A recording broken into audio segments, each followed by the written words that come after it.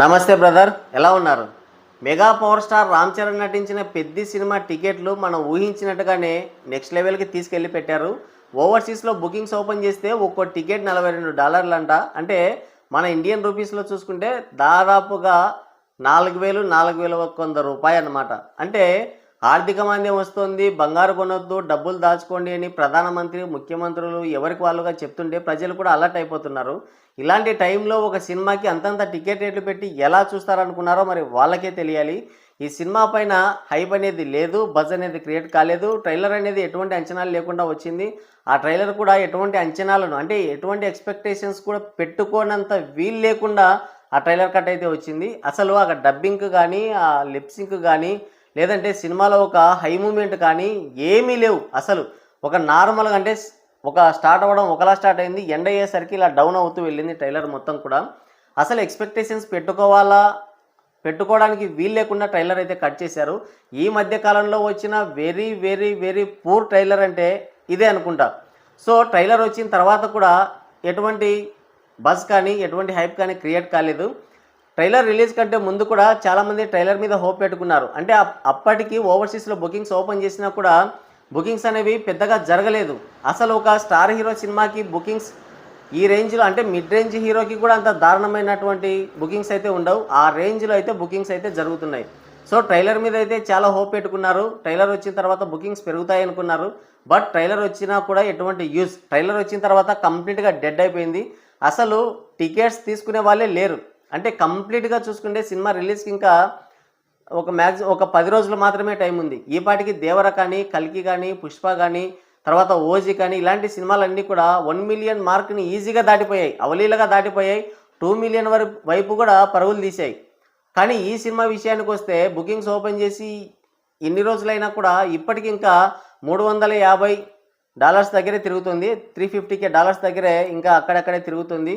ఇక ట్రైలర్ వచ్చిన తర్వాత సినిమాకి వెళ్ళే వాళ్ళు కూడా ఆగిపోయే పరిస్థితి వచ్చింది. సినిమా రిలీజ్ అయిన తర్వాత కంటెంట్ బాగుంటే సినిమాకి వెళ్దాం, లేదంటే లేదు అన్నట్టుగా ఉండిపోయారు. ఇటువంటి దారుణమైన పరిస్థితుల్లో కూడా సినిమా టికెట్ రేట్స్ ఆ రేంజ్లో పెడుతున్నారంటే మరి వాళ్ళు ఏ ధైర్యంతో పెడుతున్నారో మనకైతే తెలీదు.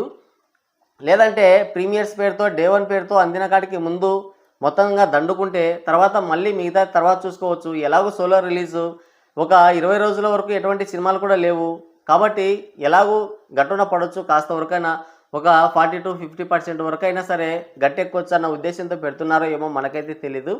ఇక అక్కడ తెలంగాణలో చూసుకుంటే వాళ్ళైతే అదే మాట మీద ఉన్నారు. ఎగ్జిబిటర్స్ అంతా కూడా రెంటెడ్ పద్ధతి అయితే వద్దు, పర్సంటేజ్ బేసిస్ మీదనే సినిమాని అయితే ఆడిస్తాం, లేదంటే సినిమాని ఆడనివ్వమని వాళ్ళైతే పట్టుపట్టు కూర్చున్నారు. ఒకవేళ జియో తీసుకొచ్చినా టికెట్ రేట్స్ పెంచమని జియో తీసుకొని వచ్చినా కూడా 10 పైసలు కూడా సినిమాకి టికెట్ రేట్ పెంచమని తెగేసి అయితే చెప్పారు. వాళ్ళు నిన్న కూడా మళ్ళీ ఒక స్టేట్మెంట్ అయితే ఇచ్చారు. సో తెలంగాణ వాళ్ళైతే సేఫ్ అయిపోయినట్టే. సో ఈ సినిమాకి ₹1000, $1200 టికెట్ రేట్లు పెట్టే దారుణమైన పరిస్థితి వాళ్ళకు లేకుండా పోయింది, అది కూడా ఎగ్జిబిటర్స్ వల్ల. సో మొత్తానికైతే ఇక వాళ్ళకు లేనట్టే.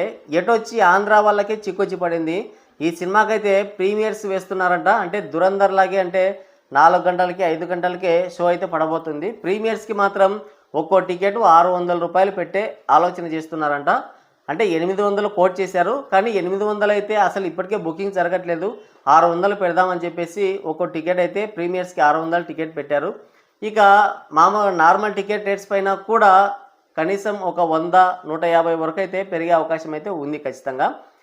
సో అసలు సినిమా పైన బజ్జే లేదు, సినిమా చూడాలన్న ఇంట్రెస్ట్ ఎవరికి లేదు. ట్రైలర్ కానీ, సాంగ్స్ కానీ, అసలు నేను ఒక ఐటెం సాంగ్ అయితే రిలీజ్ అయింది, అసలు దాన్ని ఊసే లేదు.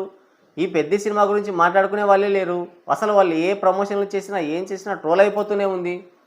అయినా కూడా ఈ సినిమాకి 600 టికెట్ రేట్ పెట్టారంటే వాళ్ళు అసలు ఎట్లా పెట్టారు?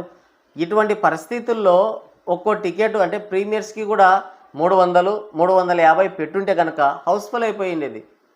నార్మల్ టికెట్ రేట్స్కి అయితే సినిమా కనీసం అంటే ఒక 30 రోజుల వరకు హౌస్ఫుల్ కలెక్షన్స్తో నడుస్తుంది. దానివల్ల వీళ్ళకే యూజ్ అవుతుంది. అట్లా కాకుండా సినిమాల కంటెంట్ ఏమో ఇంత, సినిమా టికెట్ రేట్ ఏమో ఇంత పెడితే ఆడియన్స్ ఎలా థియేటర్స్కి వస్తారో మరి మనకు తెలీదు. ఎంతసేపు రివ్యూయర్లు సినిమాకి ఇలా ఉంది అని చెప్తున్నారు, అలా ఉంది అని చెప్తున్నారు, వీళ్ళ వల్లే సినిమా చచ్చిపోతుంది అని ఏదో ఊరికే సొల్లు కబుర్లని చెప్తుంటారు. కానీ అసలు సమస్య ఎక్కడుంది? టికెట్ రేట్స్ పెంచడం దగ్గర ఒక సమస్య ఉంది. తర్వాత పాప్కార్న్ రేటు. ఒక సినిమాకి వెళ్తే ఒక ఫ్యామిలీతో సినిమాకి వెళ్ళాలంటే దాదాపుగా 4,000 నుంచి 5,000 రూపాయలు అయితే కావాలి. వెళ్ళగలరా?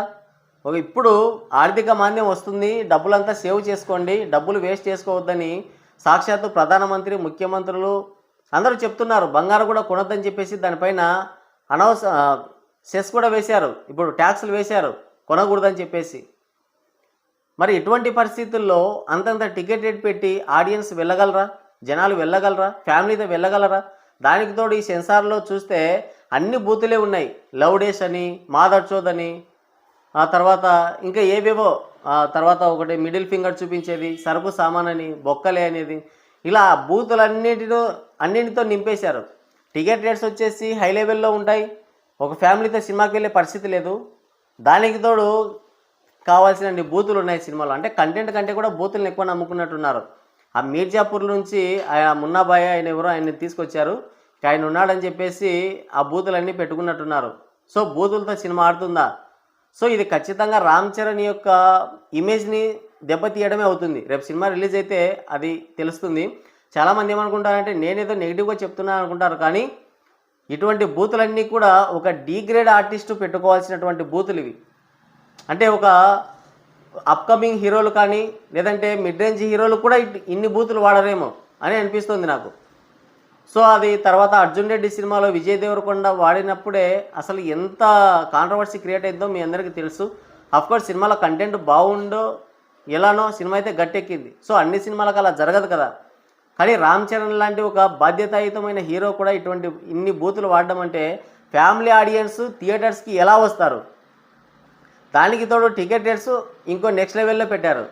అక్కడ ఓవర్సీస్లో చూసుకుంటే 4,000 ఒక్కో టికెట్.